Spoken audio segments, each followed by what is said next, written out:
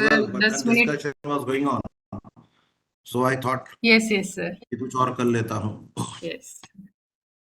So, friends, moving with our second session.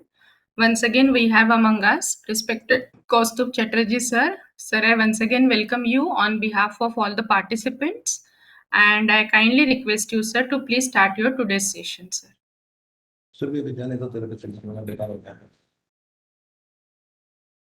This meeting is being recorded and summarized.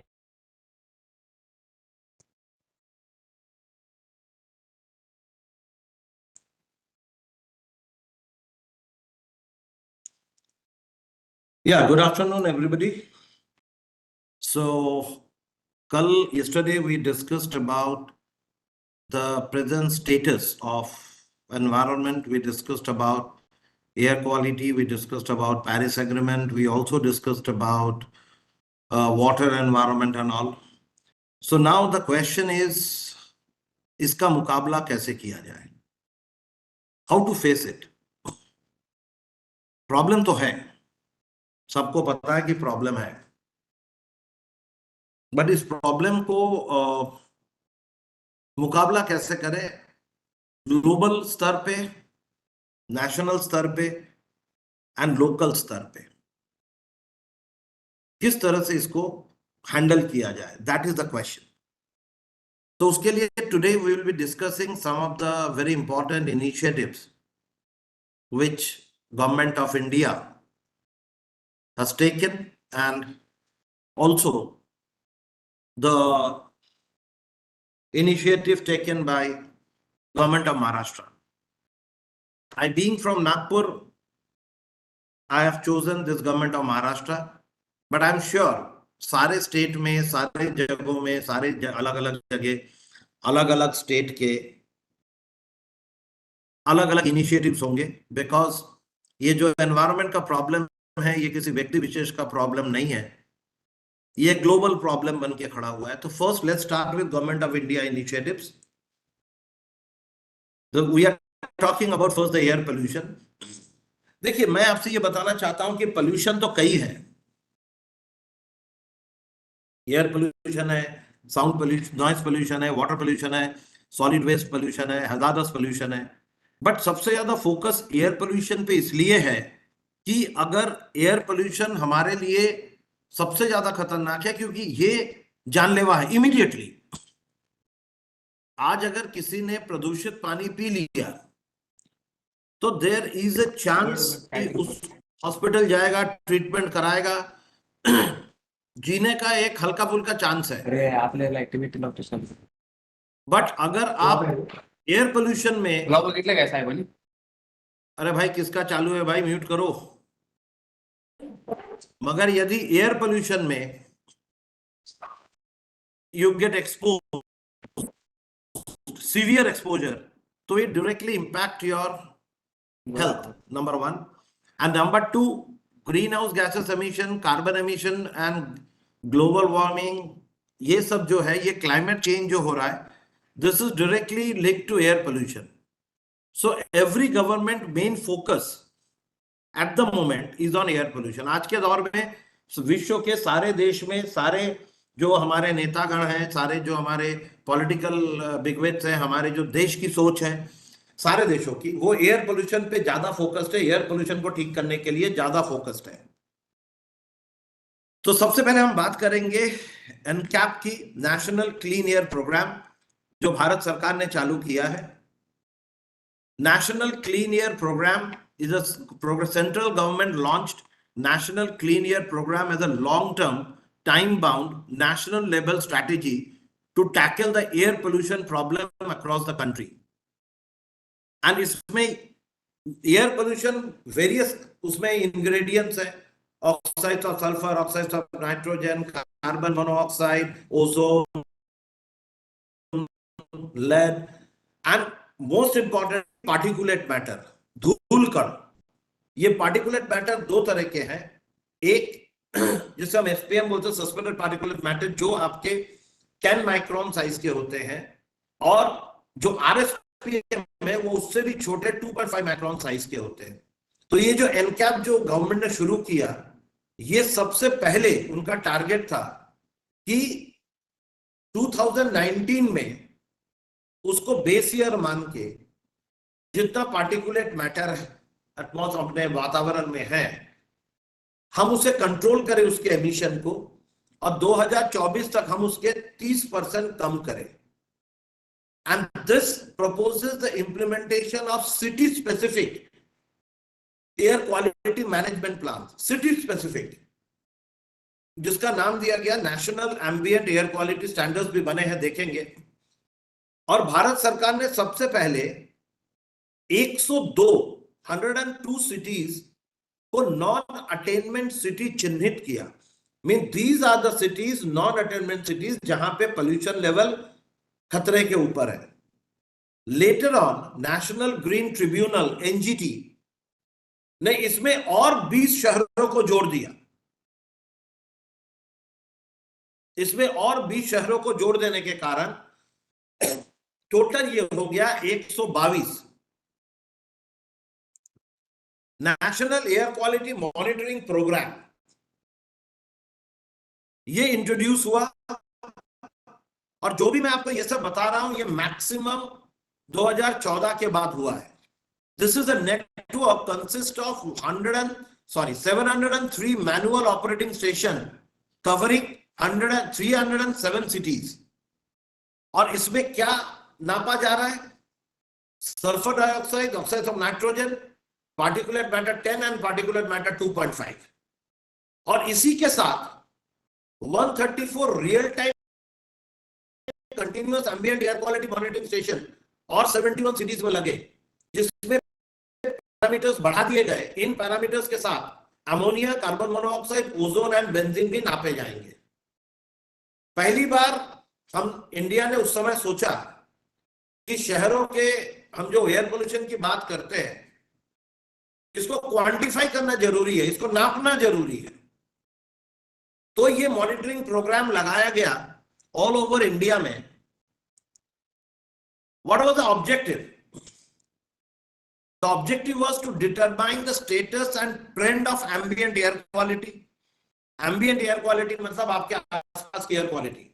हम जहां रह रहे हैं नागपुर में, मैं जहां रहता हूं वहां का एयर क्वालिटी क्या है? ये शहर की एयर क्वालिटी नहीं है, शहर के अलग अलग जगहों की एयर क्वालिटी है.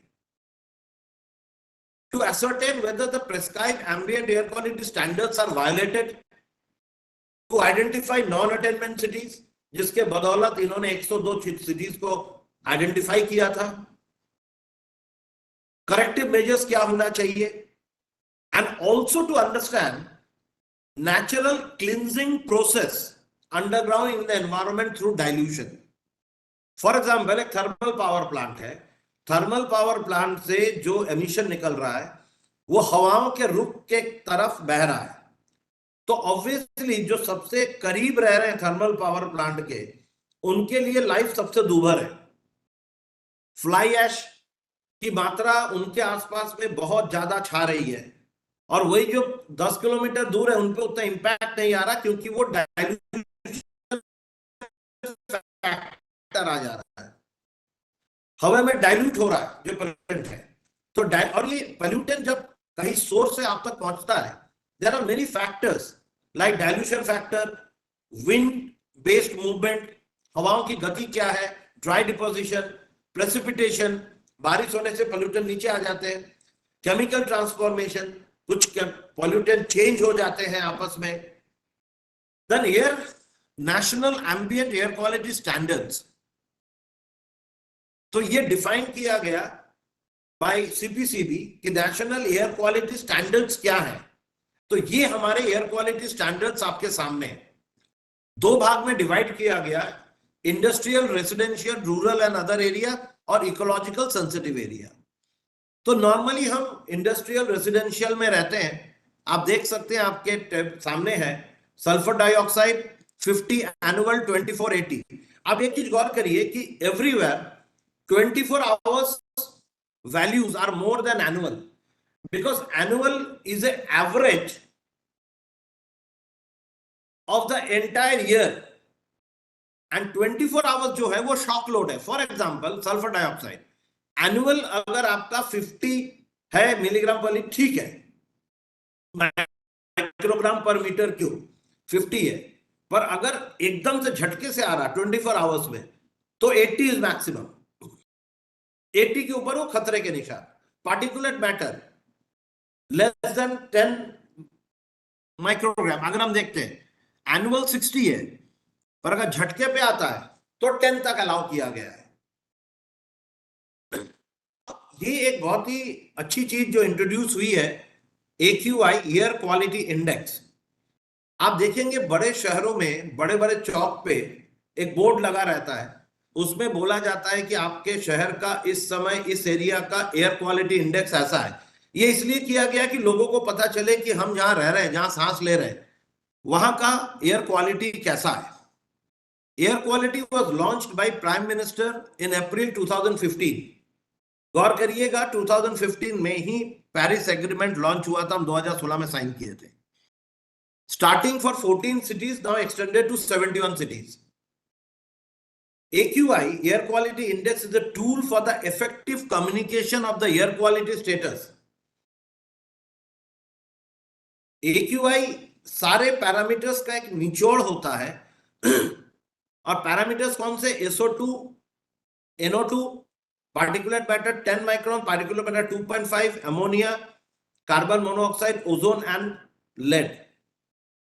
कोई भी शहर में, कोई भी जगह में, at any square in any city at a particular moment, all these parameters will be analyzed, and based on the present concentration of these parameters एक AQI निकाला जाएगा, और आम जनता को बोला जाएगा, डिस्प्ले दिखेगा कि अभी नागपुर का महल एरिया का AQI इतना है। और अगर हम AQI को देखेंगे तो ये इसका चार्ट है। If your AQI is up to 50 तो you have a minimal impact. If it is satisfactory, अगर 100 तक है तो सैटिस्फैक्टरी है, 100 से 200 मॉडरेट, 200 के ऊपर से आपका खतरा चालू होता है, and then very poor and severe. Just for your information, Diwali की रात में जब फटाके फूटते हैं तो AQI 500 के ऊपर चले जाता है। इंडिया वर्ल्ड कप जीतने के बाद जब फटाके फूटते हैं तो भी AQI 500 के ऊपर जाता है। जब दिल्ली के चारों तरफ पर्ली बर्निंग होता है और जब वो पूरे धुआं दिल्ली के ऊपर से बहता है तो दिल्ली का AQI भी 500 के ऊपर हो जाता है। एक नॉर्मल केस में अगर अभी हम देखते हैं, और AQI में क्या होता है कि अगर आपके 5-6 पैरामीटर अच्छे हैं, एक खराब है, तो भी आपका AQI 200 के ऊपर आ जाता है।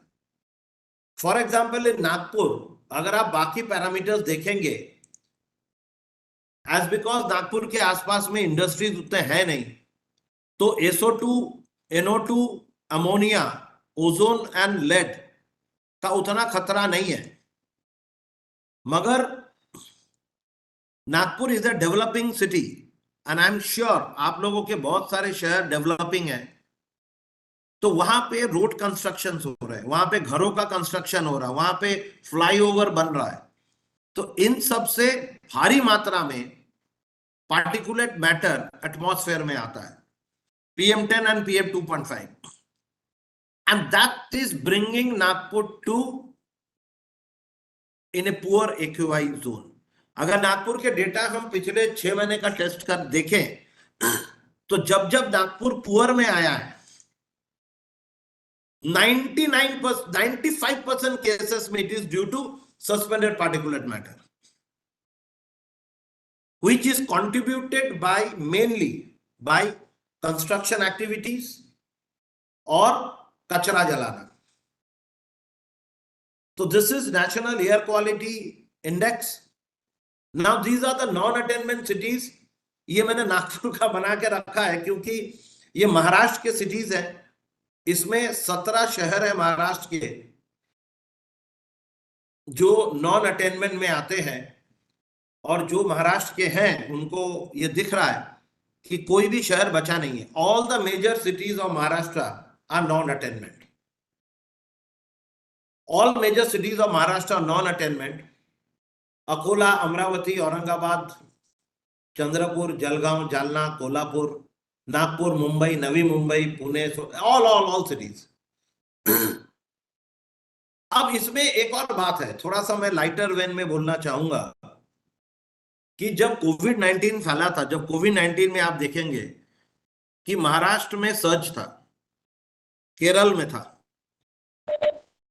और कुछ कुछ स्टेट ऐसे हैं जहां पे कोविड बहुत कम था. बिहार हो गया, पश्चिम बंगाल हो गया.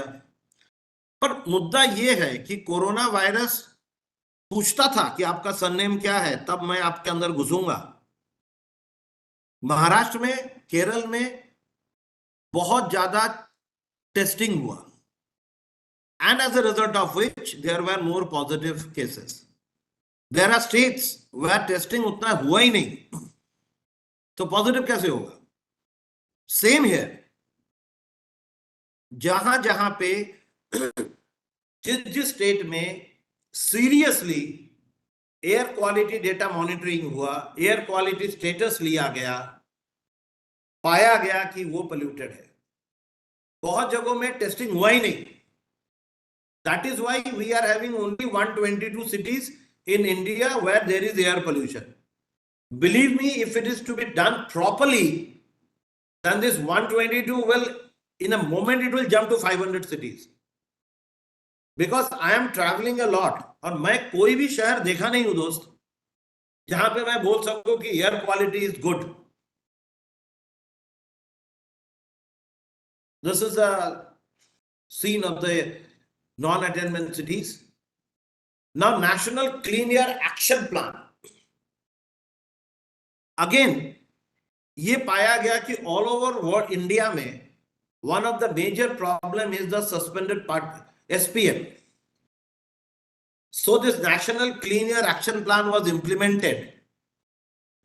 It is a midterm program जो 2019 को बेस मान के 2024-25 तक स्टडी करना चाहते हैं PM 2.5 and PM particulate matter 2.5 and particulate matter 10, और इसको रोकने की पूरी उपाय योजना बनाना चाहते हैं कि सो दैट 2025 जहां हम अभी हैं, तो 2019 में जितना PM 10 PM 2.5 था, क्योंकि शुरुआत 2019 में हुआ था, मैंने आपको बताया कि कम से कम हम वो लेवल को मेंटेन करें. मतलब आगे के 6 साल में PM 10 और PM 2.5 बहुत बढ़ जाए, ऐसा ना हो. कुछ रेस्ट्रिक्शंस के मेथड्स निकाले, कुछ प्रोटोकॉल्स निकाले, कुछ SOPs निकाले. ये 6 साल में जो सरकार ने निकाले भी है, जो मैं आपको बता रहा हूं, ये सारे SOPs ही है, जो करके एम है कि 2025 तक 2019 के लेवल को मेंटेन किया जाए. इसके सिवा some other important initiatives, advanced vehicle emission and fuel quantity standards. You all know that BS4 से हम डायरेक्टली BS6 में गए. आपको शायद मैं एग्जांपल देना चाहूंगा. ये शोकांतिका है हमारे सोच की. हमारे शहर में ऐसे बहुत पर्यावरण के लोग हैं जो पेड़ लगा लेते हैं और अपने आप को ट्री मैन, पर्यावरण के कंसर्न करके बहुत ज्यादा अपने आप को प्रमोट करते हैं. पर जब ये vehicle emission and fuel quality standards आया, पहले तो हमारे व्हीकल मैन्युफैक्चरर्स को लगा कि ऐसा कुछ होने नहीं वाला है, BS4 के गाड़ियां भी बिकेगी. बट जब आखिरी 2 महीना या 1 महीना बचा, तब इनको समझ गया कि सरकार बहुत स्ट्रिक्ट है, and now you can not sell your vehicle with BS4. So they took out all the vehicles which are in their godown at a half price. And Honda company, they had a small bike sort of called Navi. And this Navi vehicle was BS4 and there was a huge stock. So they started selling it out at 25,000. And in Nagpur, there was a huge line of buyers to get Navi at 26,000. And believe me, I have seen a couple of environmental so-called activists, environmental guys, standing on that queue to get Navi. क्योंकि हमारे 25,000 बच रहे हैं। सरकार ये किसके लिए कर रही है कि BS4 से BS6 में जंप कर रही है? ये हमारे और आपके लिए, आने वाले प्रजन्म के लिए। पर हम उस लाइन में लगे नावी के कि हमारे 25,000 बच जाएंगे, ये डेट के पहले खरीद लेते हैं, बाद में नावी नहीं बिकेगा। अगेन, जो मैंने कल आपको बताया, अगर हम सोच बदले, जितने दिन हमारे देश में वो लाइन, आधे किलोमीटर की लाइन दिखेगी होंडा शोरूम के बाहर, तब तक सरकार कितनी भी कोशिश कर ले भाई, पर्यावरण की इस लड़ाई को जीतना असंभव है। जिस दिन वो लाइन खत्म हो जाएगी कि नहीं, हम BS4 के नहीं लेंगे, भले हमारे 25,000 बच रहे हैं, बिकॉज दिस विल पोल्यूट, उस दिन सही माने में हम इस प्रदूषण के खिलाफ लड़ाई में विजयी होंगे। इसके सिवा सरकार ने plan to introduce a voluntary fleet modern and old vehicle scrapping programme already introduce हो गया है। 2020 में national electric mobility mission, electric buses आजकल बहुत आ रहे हैं। Again, if you are taking electric buses, fantastic, but where are you charging?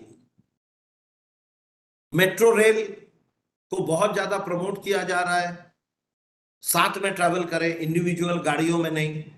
Ujjwala scheme गांव गांव में पहुंचाने की कोशिश हो रही है। Just for your just example, जब गांव में कोई चूल्हे में खाना बनाती है लेडी, और चूल्हे को जैसे फूक फूक के जब चूल्हे में से आग लगाती हैं, तो this is equivalent to smoking 1 packet of cigarette. पुराना जब समय अलग था, जब सिर्फ उतने समय के लिए आप एक्सपोज हो रहे हो पोल्यूशन में, बाकी आपका वातावरण बहुत अच्छा है। पर आज आप जहां रह रहे हो, this is a totally polluted वातावरण में आप रह रहे हो। ये जो हम कॉयल जलाते, कॉयल, गुड नाइट कॉयल, वो गोल गोल वाला जो रहता है मच्छर मारने का, गुड नाइट हो गया या जो भी हो गया, अगर एक रात वो कॉयल जल रहा है और बाजू में मैं सो रहा हूं और मुझे मच्छर नहीं काट रहा है और मुझे नींद बहुत अच्छी आ रही है, a full coil, big coil in a night is equivalent to 2 packets of smoking 2 packets of cigarette in 7 hours. PM Surya Ghar Muft बिजली योजना, केरोसिन को कम यूज हो उसके लिए भी सरकार योजनाएं हैं। And then introducing energy efficiency levelling programme.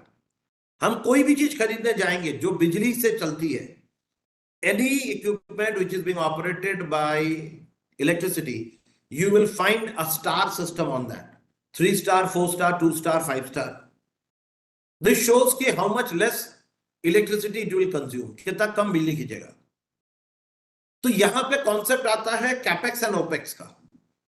हम सिर्फ कैपेक्स देखते हैं, अरे एसी खरीदना है, 3 स्टार एसी वोल्टास का 3 स्टार लगा हुआ है, 31,000 में आ रहा है, 5 स्टार तो यार 40,000 हो रहा है, यार मैं 3 स्टार ही ले लेता हूं, 9,000 रुपए बचाएंगे। बट वो आपका ज्यादा बिजली खींचेगा। हो सकता है कि 9,000 वसूल करने में आपके 3 साल लग जाए, मगर हमारी सोच क्या है, हम अपना 9,000 बचा ले रहे हैं और 3 स्टार लगा दे रहे हैं। 5 स्टार तो बहुत महंगा है यार, और है भी। तो यहां पे एक संतुलन लाना पड़ेगा। मैं बिल्कुल ये नहीं बोल रहा हूं कि आपको 5 स्टार ही लेना है, हर आदमी अफोर्ड नहीं कर सकता है। जहां पे 48 डिग्री टेम्परेचर चल रहा है वहां पे उसको एसी तो लगेगा। उस समय कोई पर्यावरणविद बोले नहीं नहीं एसी से तो काफी पोल्यूशन होता है, आप पंखे के नीचे रहिए। अरे कैसे रहेगा भाई, अगर जिंदा रहेगा तो आगे बात करेगा ना। नागपुर में 48 डिग्री में थोड़ी चलेगा एसी के बिना। अभी मैं जून में ये लेक्चर ले रहा हूं तो एसी बंद है। अगर यही मैं अप्रैल एंड या मई फर्स्ट वीक में ले रहा हूं तो मैं भी एसी चला के लेक्चर लूंगा। तो पर्यावरण के लिए कुछ ऐसे नहीं बोलना है जो पॉसिबल ही नहीं है। We have to be rational. ये एक बहुत इंपॉर्टेंट चीज है आज एनवायरमेंट के लिए। नाउ COP26 ग्लासगो में हमारे ऑनरेबल प्राइम मिनिस्टर ने जो 5 कमिटमेंट दिए, जो पेरिस एग्रीमेंट के आगे के कमिटमेंट है। हम पेरिस एग्रीमेंट में अच्छा कर रहे हैं इसलिए हम आगे का कमिटमेंट दे रहे हैं। India will achieve a target of net zero emission by 2070। Net zero मतलब जितना कार्बन हम एमिट कर रहे हैं उतना ही हम एब्जॉर्ब कर रहे हैं या उतना ही हम बचा रहे हैं। कि भाई हम इतना कर सकते थे, हमने इतना बचा लिया, हमने इतना किया, दोनों को प्लस माइनस करो 0। By 2030 India will meet 50% of its energy requirement from renewable energy। हमारे देश की जो एनर्जी की जरूरत है वो पूरे एनर्जी का करीब करीब 50% 2030 तक हम रिन्यूएबल एनर्जी में ले जाएंगे, जो मैंने कल आपको बताया था, मुख्यतः wind energy and solar energy. और India will decrease the total projected emission by 1 billion ton by 2030। आज की जो एमिशन है उससे 1 बिलियन टन हम कम करेंगे बाय 2030। और नॉन फॉसिल फ्यूल मतलब रिन्यूएबल सोर्स ऑफ एनर्जी का जो टोटल कैपेसिटी है हमारी, सारे रिन्यूएबल एनर्जी मिला के, विंड हो गया, सोलार हो गया, टाइडल हो गया, सब मिला के, बायोगैस हो गया, सॉलिड वेस्ट से एनर्जी जनरेशन हो गया, कचरे से एनर्जी जनरेशन हो गया, सब मिला के हमारा जो टोटल कैपेसिटी होगा वो 500 गीगावाट का होगा। और हमारी जो कार्बन एमिशन है, कार्बन इंटेंसिटी है, बाय 2030 हम उसको 45% कम करेंगे। गौर करने की बात है, जहां पे बाकी देश लिस्ट में कहीं है ही नहीं, वहां हम 7वें 8वें पोजीशन पे रहने के बाद पेरिस एग्रीमेंट पे जो हमने अचीव किया, जो कमिट किया था 2016 में, 9 साल में उसके 50-60% अचीव करने के बाद हम 2030 के लिए हमारे खुद के लिए नए मापदंड लगा रहे हैं। We are setting up a new target for us, the new standard for us. Very few country in the world is doing this at the moment. Other central government initiative, national solar mission, हम सब जानते हैं solar को बढ़ावा दिया जा रहा है। Enhanced energy efficiency, national mission for sustainable habitat, national mission for strategic mission on climate change, national water mission. These are the steps which अलग अलग, बिकॉज 1.5 घंटे में all initiatives we cannot discuss, so we have selected few. Green India mission, sustainable agriculture का mission, these are the initiatives of the central government which they are picking up. National plan for conservation of aquatic ecosystem, biosphere reserve, watershed development projects, compensatory afforestation fund management and planning authority. Compensatory afforestation, पेड़ लगाना, अपने green belt को बढ़ाना, जो कि हमने promise किया है कि हम हमारे कार्बन सिंक क्या है, जो अपना ग्रीन बेल्ट जो है, जो एब्जॉर्ब करेगा कार्बन को, जो हम उत्सर्जित कर चुके हैं, उसको बढ़ाना। तो these are the things. Our second topic will be ban on the single use plastic. Government क्या कर रही है? Again I will take a 2 minutes break and would like to know, समझ में आ रहा है? हम आप तक पहुंच पा रहे हैं? आप कंफर्टेबल हैं? Yes, sir. Yes, sir. Yes, sir. Yes, sir. Yes, sir. Yes, sir. Yes, sir. Yes, sir. Yes, sir. Yes, sir. Okay, thank you Yes, so much. sir. एक बार पूछ लेना जरूरी होता है, बिकॉज ये थोड़ा सा सूखा टॉपिक है, क्योंकि इसमें गवर्नमेंट के इनिशिएटिव्स हैं, ये पढ़ना पड़ेगा दोस्त, क्योंकि सिर्फ प्रॉब्लम बताने से नहीं होगा। डॉक्टर सुनील तालुकदार सरनेम बंगाली, आप बंगाली हैं क्या? No, sir. I am actually from Assam. Assam. के हमारे बंगाली में भी तालुकदार सरनेम। आसाम में कहाँ पे? वहां तो फ्लड आया हुआ है। हाँ सर, मैं गुवाहाटी में ही हूँ, लेकिन अभी वहाँ यहाँ पे ठीक ठाक है हालात सर। ठीक ठाक है, ओके। हाँ गुवाहाटी सर। में मेरे एक बहुत प्रिय मित्र है, Purva Jyoti Sharma. He is head of Nestle and staying in Guwahati. Okay okay sir. So nice. मैं कल टीवी में देख रहा था कि वेलकम सर। पूर्वोत्तर में काफी ज्यादा फ्लड आया हुआ है। हाँ सर, यहाँ पे फ्लड भी आते हैं अरुणाचल की पहाड़ियों से, और यहाँ पे बारिश भी बहुत हुआ है। बारिश में, आर्टिफिशियल ओके। फ्लड भी होता है गुवाहाटी में। ओके, चलिए अब प्लास्टिक के बारे में बात करेंगे। वो कल के दमदम वाले भैया हैं कि निकल लिए? हाँ सर है। है ना? आपका नाम क्या है? बस कल भूल गया था मैं। सुमन पात्र। How to spell? Suman Patra, okay. Yes sir, yes sir. नहीं, क्या है बस एक, अब मैं भी वहीं का हूं, तो वहां के लोगों में एक खासियत है थोड़ा सा कि अपना लैपटॉप ऑन रहेगा, भाई साहब चले कुछ और करने से। मैंने एक बार कंफर्म कर लिया है कि नहीं है। नहीं सर, मैं हूँ। सुमन पात्रा जी। सुमन पात्रा जी, ओके। चलिए सिंगल यूज प्लास्टिक पे बात करेंगे और इसमें बड़ी इंटरेस्टिंग बातें करेंगे और खुल के करेंगे। सर सबसे पहले ओके सर, बोलिए। Please continue. I'll tell you later after your Okay. conversation. Okay. Ministry of Environment and Forest and Climate Change has issued a notification on 12th August 2021 कि भाई सिंगल यूज प्लास्टिक पे complete ban with effect from July 1, 2022.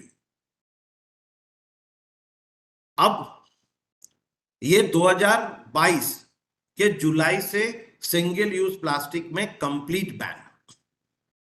It's a national call. It's a central government, ministry of environment, forest and climate change issued a notification.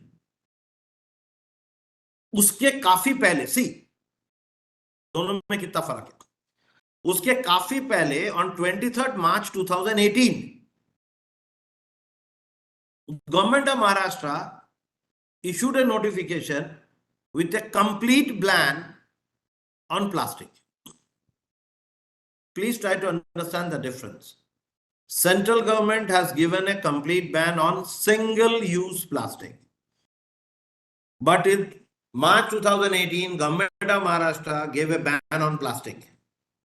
Now, ban on plastic, not possible.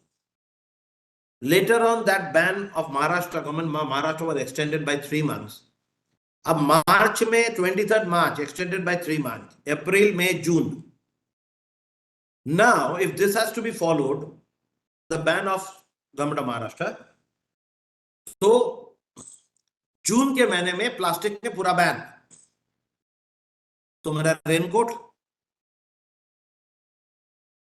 जून में तो बारिश होगी, मेरा raincoat तो गया काम से, ban है. मेरी छतरी बैन है. That was the reason why that ban of given by government of Maharashtra went for a toss. Implement हो नहीं पाया, पॉसिबल ही नहीं है. आप 3 महीने में बोलोगे प्लास्टिक बैन, जो प्लास्टिक आज हमारे रोजमर्रा के जिंदगी में घुस गया है. So after a lot of studies, central government decided that we will go in steps. So first we will target single-use plastic, because 46% of the plastic waste generated nowadays is single-use plastic. So they said, what is single-use plastic, right? Cigarette butts, plastic drinking bottles, ये जो हम पानी पीते हैं bottle में, Bisleri and all these things. Plastic bottle caps, food rappers, पतली वाली जो पन्नी आती है, प्लास्टिक ग्रोसरी बैग, पन्ना लेके हम जाते हैं, plastic lid, straw, stirrer, and other type of plastic bag, and foam take away containers. So central government defined कि भैया ये चीजें ban, and they took it in umbrella single use plastic मतलब ये सारी चीजें एक बार यूज होकर हम फेंक देते हैं और उतना ही कचरा जनरेट होता है। These are the waste product of throw away culture. खाए पिए फेंके रैपर, खाए पिए फेंके। तो ये जो फेंक देते हैं एक बार यूज करके, उस पे बैन आया। अब कोई प्लास्टिक बॉटल है जिसमें रोज पानी भरता है, पीता है, उस पे बैन नहीं है। पर आप जो सोकॉल्ड पैकेज ड्रिंकिंग वाटर का पानी लेते हो उस पे बैन है, क्योंकि वो बॉटल आप बहुत पतला रहता है, वो आप हर बार यूज नहीं कर पाओगे। So try to understand ban किस पे है।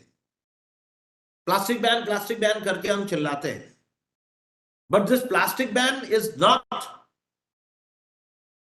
For the entire plastic.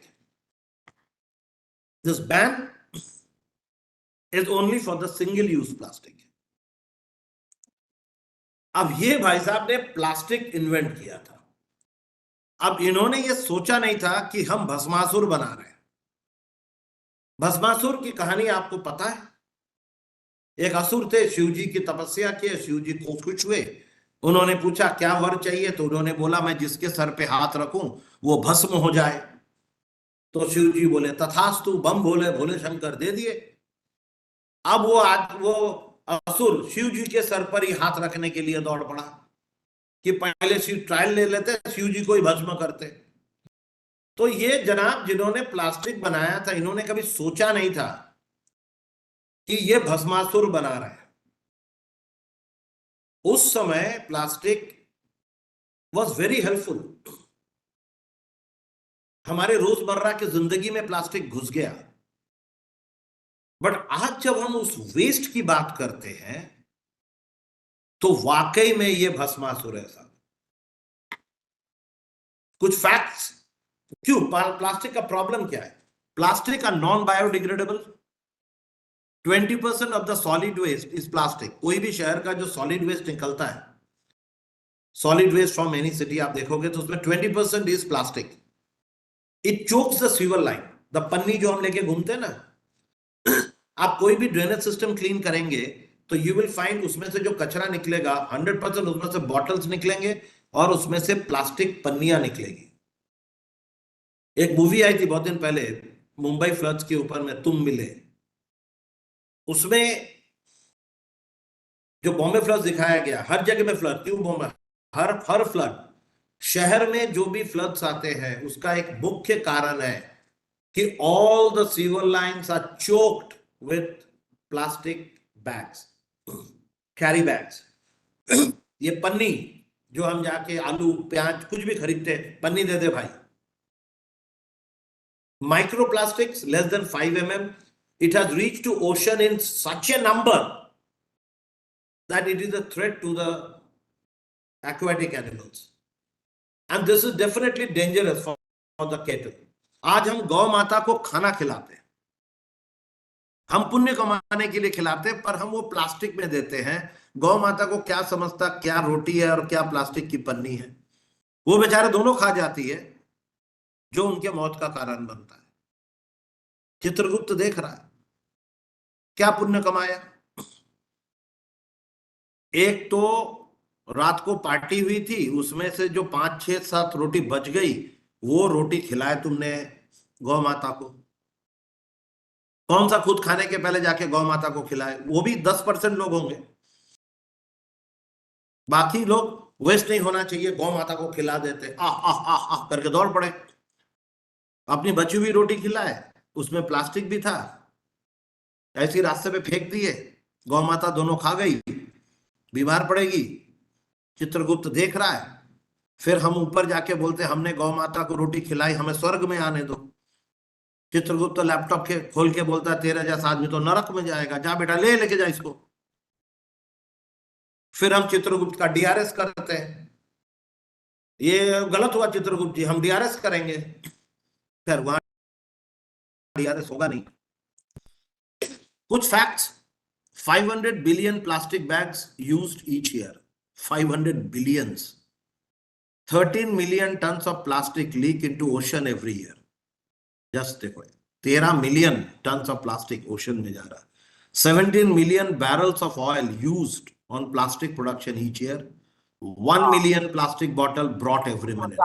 पूरे विश्व में हर मिनट में 1 मिलियन 10 लाख प्लास्टिक बॉटल्स खरीदे जा रहे हैं.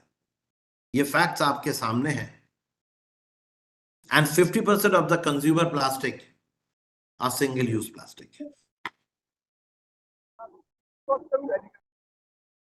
एक fact check, India generates 3.4 million tons of plastic waste every day and recycle only 30% of the plastic waste generated. अरे दशरथ जी अपना फोन बंद करें, म्यूट करें. दशरथ जी फोन म्यूट करें. ये देखो दशरथ. सर 1 मिनट में म्यूट करती हूँ, प्लीज वेट. 700-800 रुपयाला 650 रुपयाला. हो त्यावेळेस सोयाबीनचा भाव तेवढा होता 3,500 4,000. आज ती सोयाबीनची बॅग झाली 2,500 आणि सोयाबीनचा भाव झाला 4,500. वो जो मैं अभी एग्जांपल दे रहा था ना, दशरथ जी वही है. लैपटॉप खोल के चल दी कि वापस आके बोल देंगे very informative session sir. Anyway तो India generates 3.4 million tons of plastic waste every day, recycles 30% plastic waste generated. Thus wastage is 2.38 million tons of plastic every day. 2.38 million tons of plastic हम waste करते हैं. और ये 2023 का data है economic times का. भयानक डेटा है, भयावह डेटा है. अब एक कॉन्फ्लिक्ट देखिए. Ministry of environment and forest and climate change notification 12th August 2021 says carry bags made up of virgin or recycled plastic should not be less than 75 microns in thickness from 31st September 2022 to 30th December 2022. मतलब लगभग 1 साल पहले बता दिया जा रहा है कि भाई 1 साल बाद 31 सितंबर 2022 से 30 दिसंबर 2022 तक अगर आप प्लास्टिक बैग यूज कर रहे हो तो उसका कोई भी प्लास्टिक यूज कर रहे हो तो उसका थिकनेस 75 माइक्रोन होना चाहिए और 31 दिसंबर 2022 के बाद वो 120 माइक्रोन होना चाहिए. मतलब आज के डेट पे 120 माइक्रोन होना चाहिए. अगर आप कोई भी प्लास्टिक यूज कर रहे हैं जो 120 माइक्रोन से कम है थिकनेस में तो वो सरकारी रूप से बैन है, यहाँ पे कार्रवाई हो सकती है. अब प्लास्टिक इंडस्ट्री, प्लास्टिक लॉबी इतना स्ट्रांग है और इतना नेटवर्किंग है, इतना इकोनॉमी को डोमिनेट कर रहे हैं, इतना उनसे सरकार को उनके बिजनेस के कारण जो इकोनॉमी जो सरकार को मिलती है उसके कारण आप देखिए, आप डेट को फॉलो करिए. 31 दिसंबर 2022 के बाद आपको 120 माइक्रोन्स का प्लास्टिक बैग यूज करना है और 30 नवंबर 2022 वो लागू होने का ठीक है पहले गवर्नमेंट ऑफ महाराष्ट्र ने नोटिफिकेशन निकाल दिया. Non woven polypropylene bag more than 60 gram per square metre shall be allowed. जबकि सेंट्रल गवर्नमेंट ने नॉन वोवन बैग को टोटली बैन कर दिया है. अब आप बताइए, हम जाएंगे पूछेंगे भैया ये नॉन वोवन पॉलीप्रोपिलीन बैग दे रहे हो, ये 60 ग्राम पर स्क्वायर मीटर है क्या? कौन नापेगा भाई?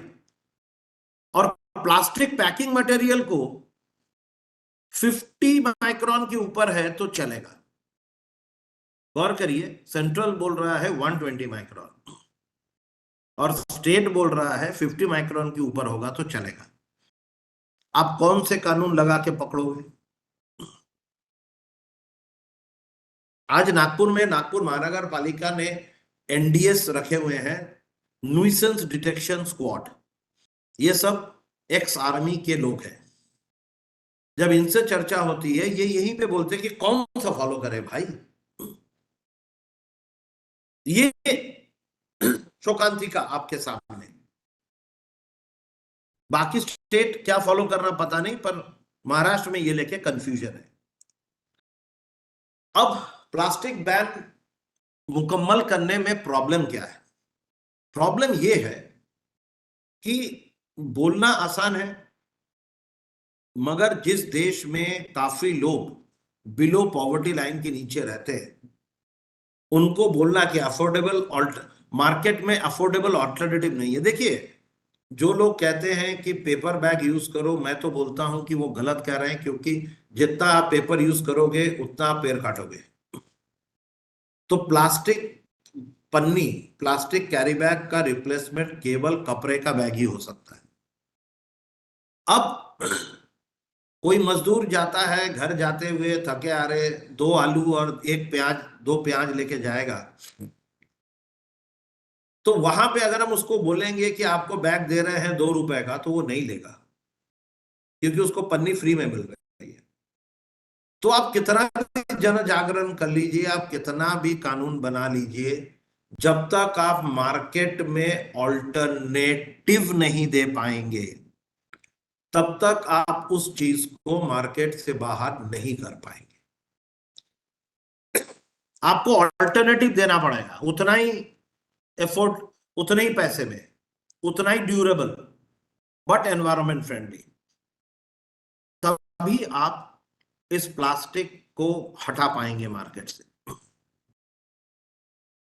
आज चाउमीन खाने जा रहे हैं हमारे मित्र, एक पंचायती लाल जी चाउमीन खाने जा रहे हैं।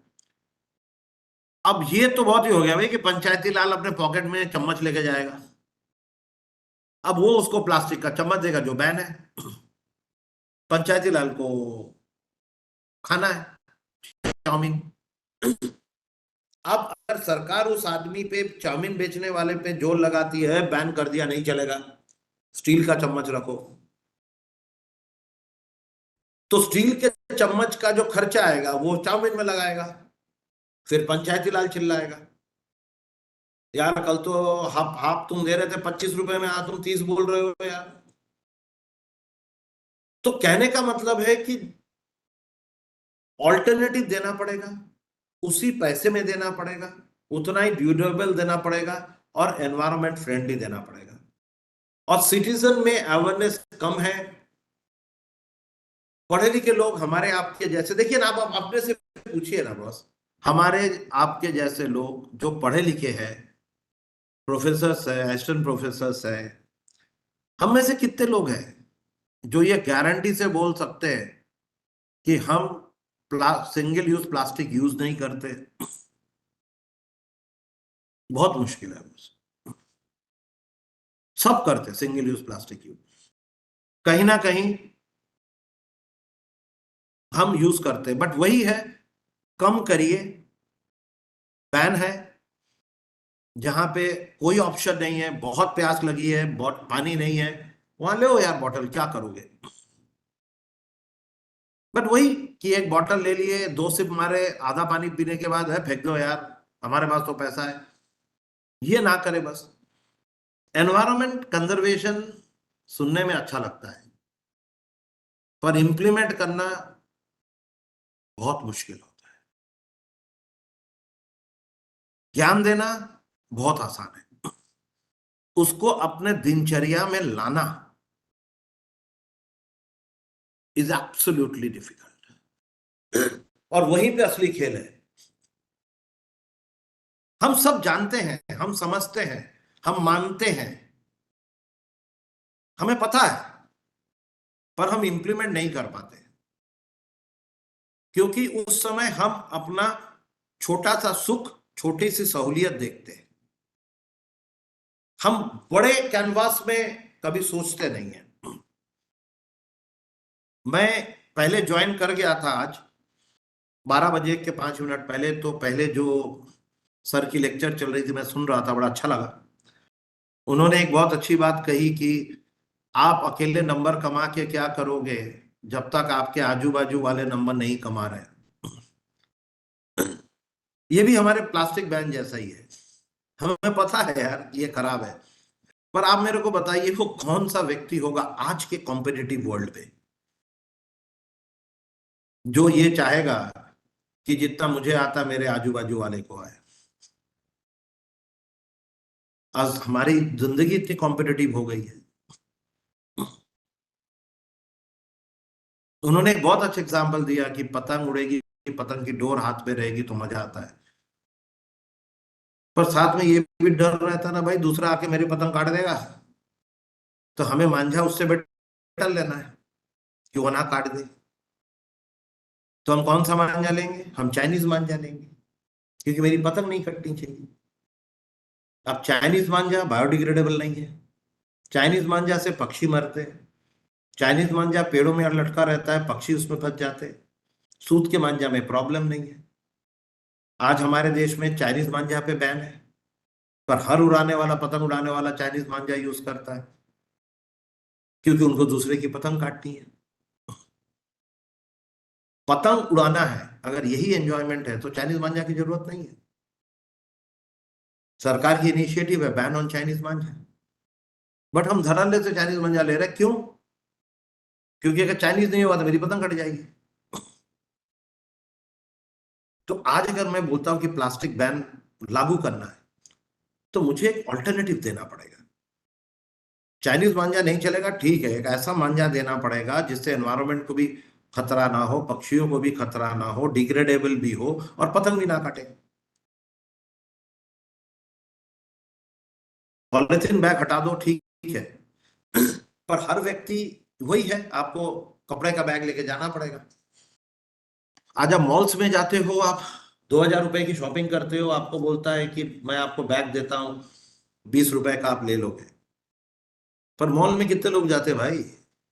आधे से ज्यादा जनता तो रास्ते से शॉपिंग करती है हमारे देश में।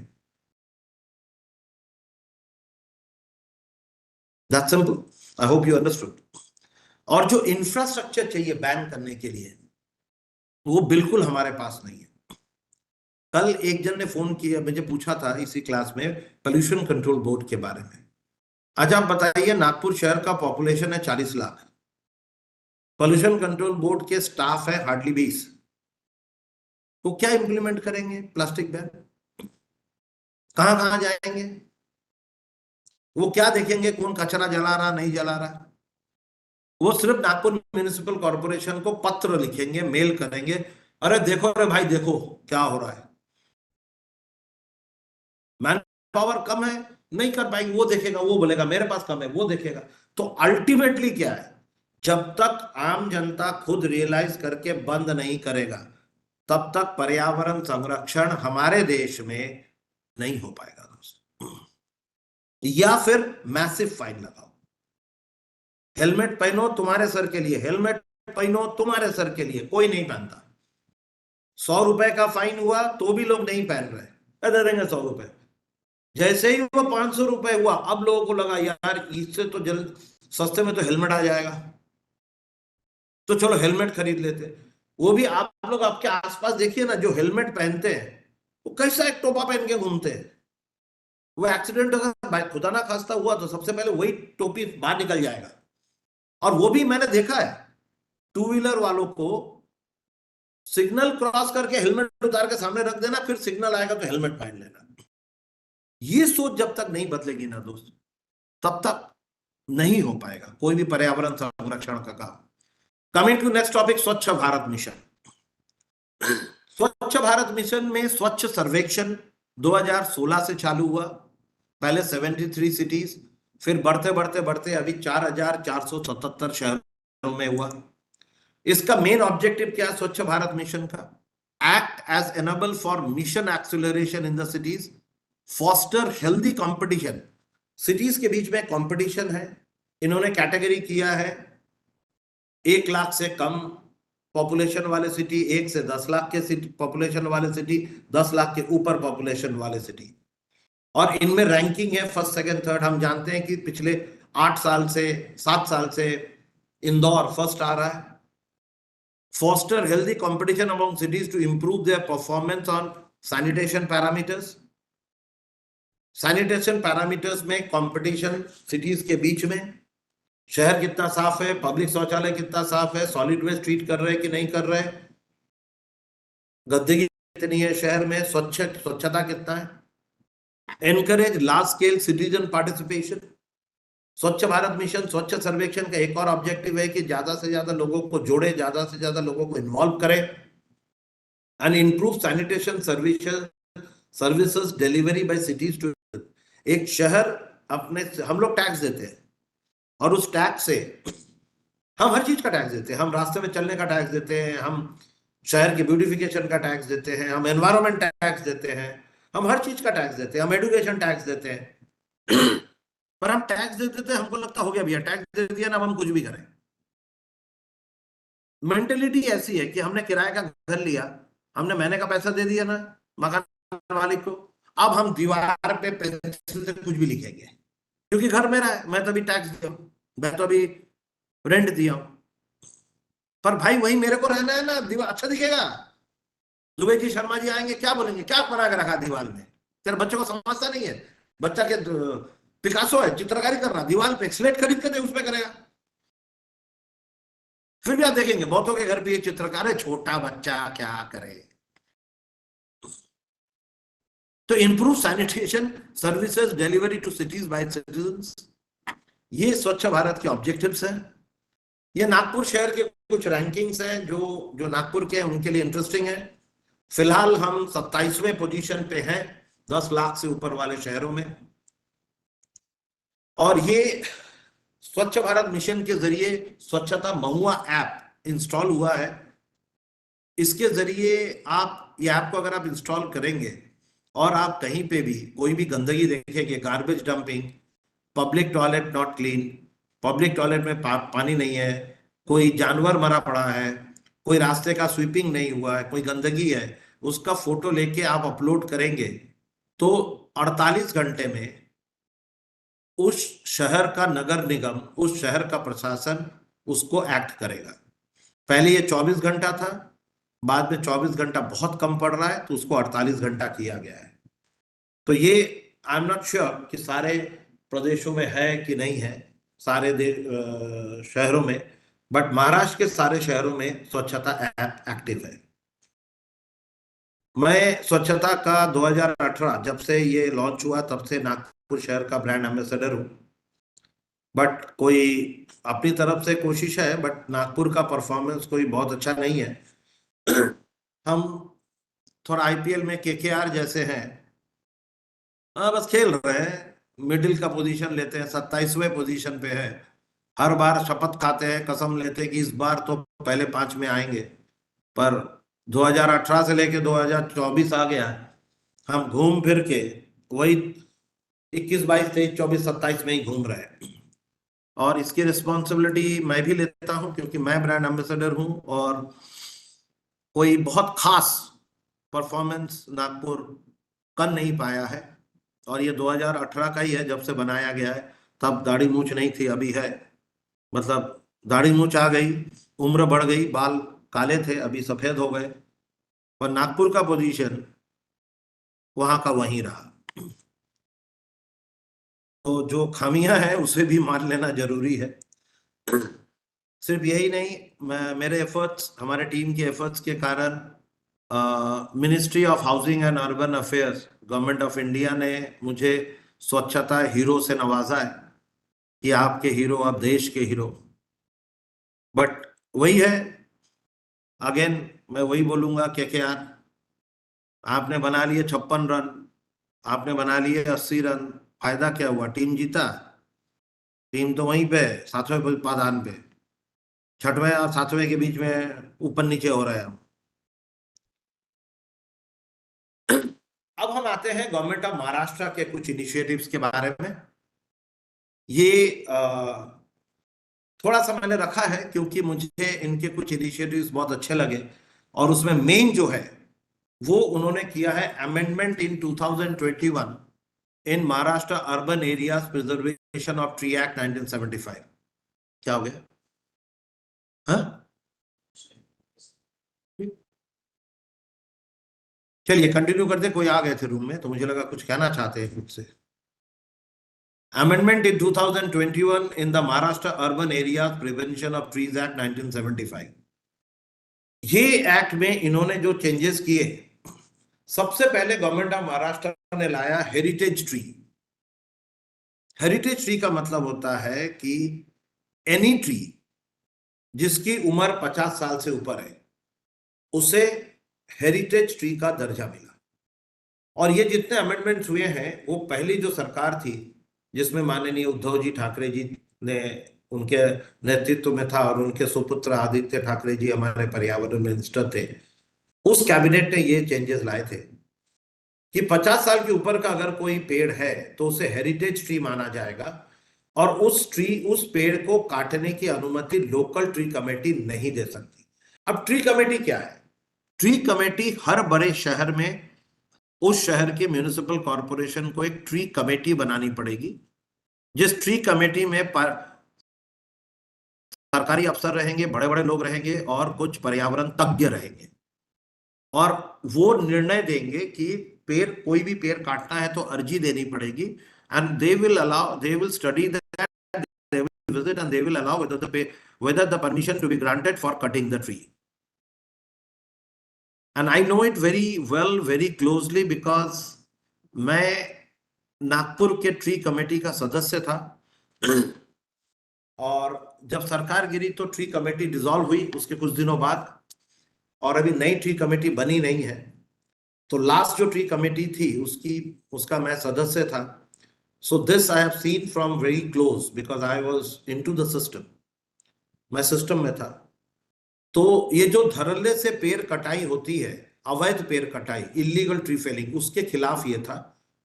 इसके लिए लाया गया था कि 50 साल के ज्यादा उम्र का पेड़ है तो उसे हेरिटेज ट्री माना जाएगा और उसकी कटाई अगर करनी है तो उसका परमिशन देने का अधिकार हमें नहीं है, मतलब लोकल ट्री कमेटी को नहीं है, वो स्टेट लेवल ट्री कमेटी जो है, जो मुंबई में बैठती है, उसके हाथ में है।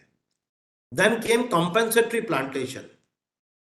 अगर आप हेरिटेज ट्री को काट रहे हो तो परमिशन मिला है तो भी जो उस ट्री की उम्र है उतने पेड़ आपको लगाने पड़ेंगे। अगर आप एक पेड़ काट रहे हो जिसकी उम्र 50 साल है तो आपको 50 पेड़ लगाने पड़ेंगे। ये अमेंडमेंट आया, जबकि पहले था एक के बदले 2 पेड़ लगाना है। नागपुर म्युनिसिपल कॉर्पोरेशन ने एक के बदले 5 पेड़ किया था, पर अभी पेड़ की उम्र के साथ हो गया। आप कोई भी पेड़ काटो, उस पेड़ की जो उम्र है आपको उतने पेड़ लगाने पड़ेंगे और जो आप पेड़ लगाओगे उसकी हाइट कम से कम 6 से 8 फीट होना चाहिए। ये स्ट्रिंजेंट रूल्स लाया गया और अगर कोई प्रोजेक्ट आ रहा है और उस प्रोजेक्ट के लिए 200 से ज्यादा पेड़ काटना है तो वो उसका डिसीजन भी लोकल ट्री कमेटी नहीं दे पाएगा, उसका डिसीजन भी स्टेट लेवल ट्री कमेटी देगी। जबकि जो नई गवर्नमेंट आई है उनको ऐसा लगा कि ये जो 200 से ज्यादा पेड़ वाला जो मामला है, जैसे आप देखिए महाराष्ट्र इतना बड़ा है, ये भी सही है कि महाराष्ट्र इतना बड़ा है, हर जगह पे लोकल ट्री कमेटी है और आज अगर नागपुर में, पुसद में, अमरावती में, चंद्रपुर में कोई इंडस्ट्री आ रहा है जिसको 200 से ज्यादा पेड़ काटने हैं तो उसका पूरा फाइल जाएगा मुंबई में और जब वो स्टेट लेवल ट्री कमेटी बैठेगी वो वहां बैठ के परमिशन देगी, जो कि इम्पॉसिबल है। मुंबई में बैठा आदमी चंद्रपुर में कैसा परमिशन देगा दोस्त? तो इसलिए अभी जो सरकार आई है उन्होंने इसको चेंज कर दिया 200 वाला। उन्होंने बोला है कि ये लोकल ट्री कमेटी को अधिकार दिया गया है कि आप है उस एरिया के हैं, आप एरिया को जानते हैं, उस एरिया के बारे में जानते हैं, आप वहां साइट पे जा सकते हैं, आप देख सकते हैं, आप निर्णय लीजिए। स्टेट लेवल ट्री कमेटी के पास जाने की जरूरत नहीं है। और अभी के सरकार ने एक और किया है कि अभी अगर आप गैर कानूनी तौर से कोई पेड़ काट रहे हो और पकड़े जाते हो तो 50,000 रुपए आपको फाइन होगा महाराष्ट्र में।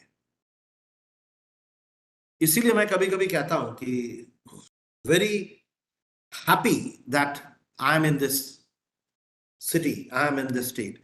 यहां मेरा भी कमेंट है, green vigil founder Kaustubh Chatterjee welcome the increase in penalty but stressed it is not a stand-alone solution to the problem of illegal tree felling. The government must also take steps to increase awareness about saving trees. आपने बता दिया कि 50 lakh, but अगर पकड़ा नहीं गया तो निकल लिया भैया। अब देखिए इसमें एक बात है, ट्री, इसमें मैं थोड़ा आपसे ये बात करना चाहूंगा, बड़ा इंटरेस्टिंग है कि आज अगर एक जेन्युइन आदमी को पेड़ काटना है, ट्री फेलिंग क्यों बढ़ रहा है? जेन्युइन देखिए, आज मेरे दादाजी ने, आप समझ लीजिए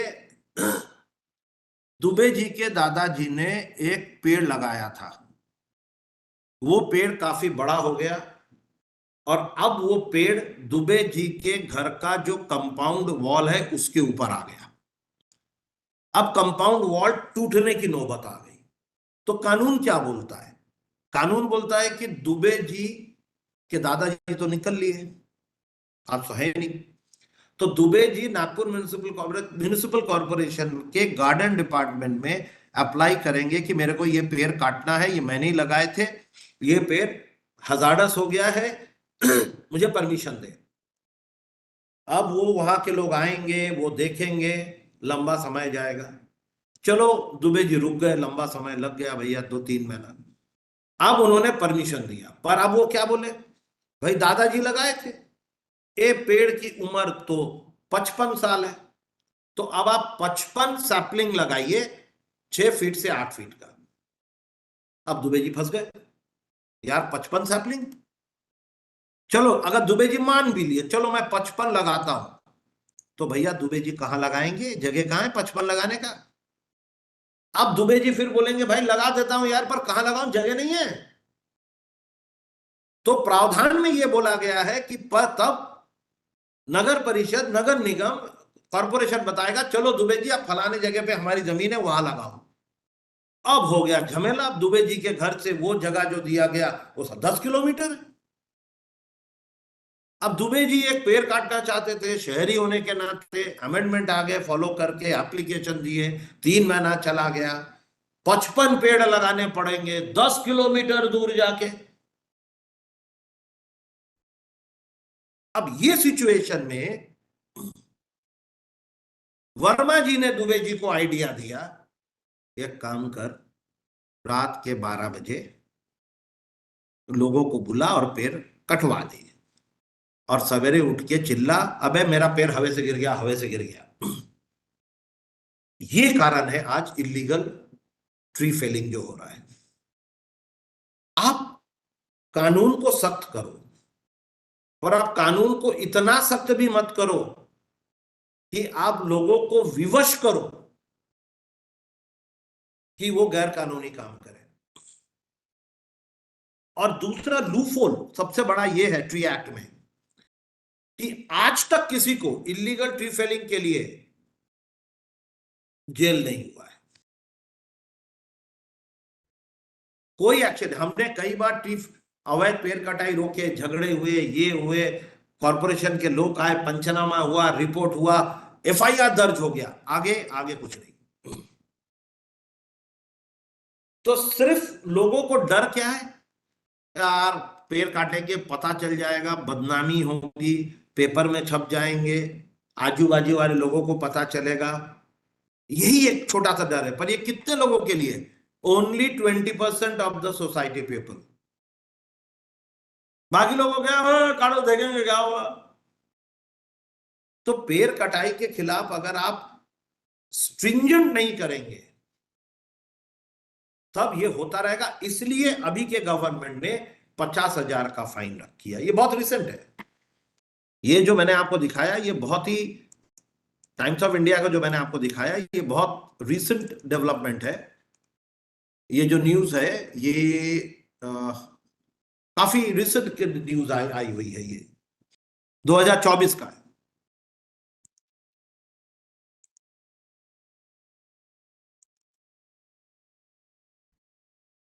चलिए आगे बढ़ते हैं। अब महाराष्ट्र सरकार का एक और बहुत अच्छा इनिशिएटिव है माझी वसुंधरा अभियान। माझी वसुंधरा अभियान में इन्होंने क्या किया है, महाराष्ट्र गवर्नमेंट 2020 में इंप्लीमेंट किया माझी वसुंधरा अभियान, and which is implemented in 395 local urban bodies, मतलब म्युनिसिपल कॉर्पोरेशन, एंड 304 पंचायती राज पूरे महाराष्ट्र में। objective to encourage active citizen participation in different climate change initiative and to identify dynamic and incremental scalable measure towards sustainable environment through replication.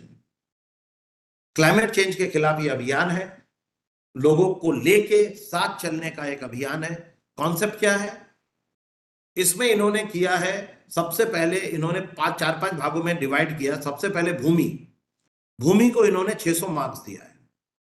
अब भूमि में क्या है, सबसे पहले है ग्रीन कवर अंडर बायोडाइवर्सिटी, जिसको 300 मार्क्स है। उसमें है कि आपके शहर ने, ये शहरों के बीच का ये भी एक कंपटीशन आप बोल सकते हैं कि कितने पेड़ लगाए, उसमें 100 number.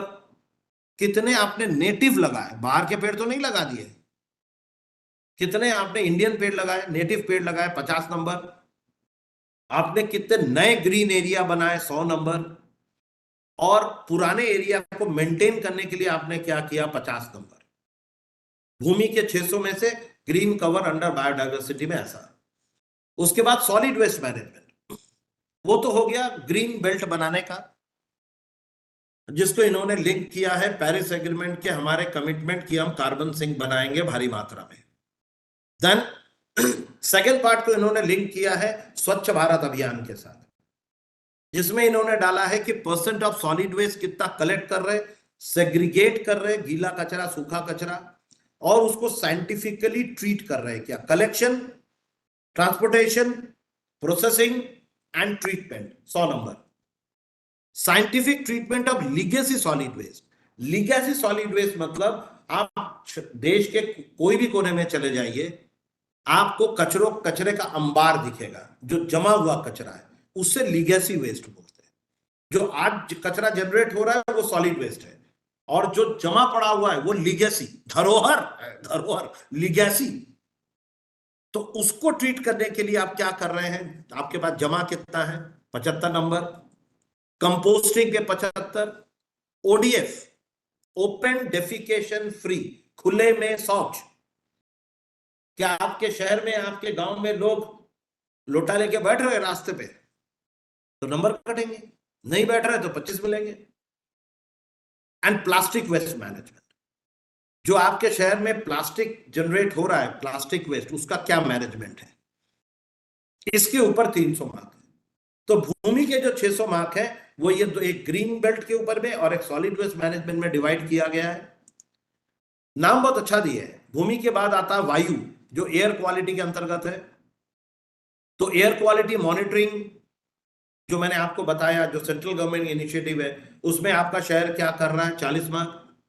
Grinning of the road side areas, आप देखेंगे कि अचानक हमारे शहर में, महाराष्ट्र में, रास्ते के बीच में डिवाइडर में प्लांटेशन हो रहा है, आजू बाजू प्लांटेशन हो रहा है। नाले को ढकने के लिए एक बहुत बड़ा वहां पे वर्टिकल गार्डन बनाए जा रहे हैं। 2 फायदे हैं, दिखने में अच्छा है, लोग कचरा नहीं फेंकेंगे। इसी के साथ उज्ज्वला कवरेज, गांव में उज्ज्वला स्कीम कहां तक आपके गांव में पहुंचा है, और ईवी को आप कितना प्रमोट कर रहे हैं, ये वायु के अंतर्गत 100 मार्क्स में। फिर जल, water conservation, rain water harvesting, cleaning and rejuvenating of water bodies, जो नागपुर के हैं वो जानते हैं, नाग नदी सफाई अभियान हर साल होता है। ट्रीटमेंट ऑफ, और जो आप सीवेज जनरेट कर रहे हैं उसका आप कितना ट्रीट कर रहे हैं, उसके ऊपर 100 मार्क्स। ये जो माझी वसुंधरा कैंपेन है महाराष्ट्र गवर्नमेंट का, मुझे लगता है कि ये कैंपेन हर स्टेट को रिप्लिका करना चाहिए, क्योंकि इसमें इन्होंने पर्यावरण के, एनवायरनमेंट के हर पहलू को कैप्चर किया है। You have air quality, you have solid waste, you have greenery, you have sewage treatment, you have water conservation, you have rainwater harvesting, or existing lakes and existing rivers ki cleaning. Then comes Agni. This is related to renewable energy. आपने कितना promote किया renewable energy को, total number of solar LED light कितने लगाए, green building का कैसा है, electric vehicles. And then आकाश, इसमें है एडुकेशन एंड एनहांसमेंट। ये सरकारी लोगों के लिए है कि जो लोग इसे इंप्लीमेंट करेंगे, जो आपका तंत्र है, जो इंफ्रास्ट्रक्चर है, क्या वो इक्विप्ड है, are they educated about environment. जिस आदमी को आप भेज रहे हो सॉलिड वेस्ट के कुछ काम दिखाने देखने के लिए, क्या उसे पता है कि सॉलिड वेस्ट क्या है, लीगेसी वेस्ट क्या है? क्या उस व्यक्ति को पता है कि बायो कंपोस्टिंग क्या होता है? या अगर वो व्यक्ति एयर क्वालिटी पे काम करना चाह रहा है तो उसको AQI समझता है, उसको समझता है कि कैसे मॉनिटरिंग होता है? तो ये जो एनहांसमेंट है इसके ऊपर मार्क्स है। And this is the first 2023 में इनका जो आया था कि 10 लाख के ऊपर के पॉपुलेशन में पिंपरी चिंचवड को पहला पोजीशन था, नवी मुंबई को दूसरा, पुणे को तीसरा। 3 से 10 लाख के पॉपुलेशन का रिजल्ट और 1 से 3 लाख का रिजल्ट आपके सामने है। और इसके सिवा महाराष्ट्र गवर्नमेंट ने इलेक्ट्रिक पॉलिसी लॉन्च करी थी, जो बहुत अच्छा था कि बैटरी अभी धीरे धीरे 2025 में 10% ऑफ द जो व्हीकल्स आज बिकेंगे वो बैटरी ऑपरेटेड होंगे, जो करीब हो रहा है। और जैसे आप देख सकते हैं कि all government vehicles should be electric vehicle from 2022। आज नागपुर में तो है कि जितने भी नए व्हीकल लिए जा रहे हैं सब दो इलेक्ट्रिक व्हीकल्स लिए जा रहे हैं। तो दीज वर फ्यू पॉइंट्स जो सेंट्रल गवर्नमेंट के पॉइंट्स का ही रिप्लिका है जो गवर्नमेंट ऑफ महाराष्ट्र ने लिया है कि ईवी को प्रमोट करने के लिए। बट एक चीज में जो मैं कहूंगा कि गवर्नमेंट ऑफ महाराष्ट्र बोलिए या सेंट्रल गवर्नमेंट बोलिए जो पीछे रह गए वो ये है कि आपने पूरा फोकस ईवी व्हीकल बनाने में कर दिया, ईवी व्हीकल बेचने में कर दिया, लोग बहुत पैसे कमा लिए, मगर आप ईवी चार्जिंग स्टेशंस बनाना भूल गए। तो आज अगर ईवी चार्जिंग स्टेशंस नहीं बनेगा तो जैसे मैंने कल बोला कि फायदा क्या है दोस्त? जो आप टेल पाइप पोल्यूशन है वो आप ले जा रहे हो थर्मल पावर प्लांट में, तो this has absolutely no meaning.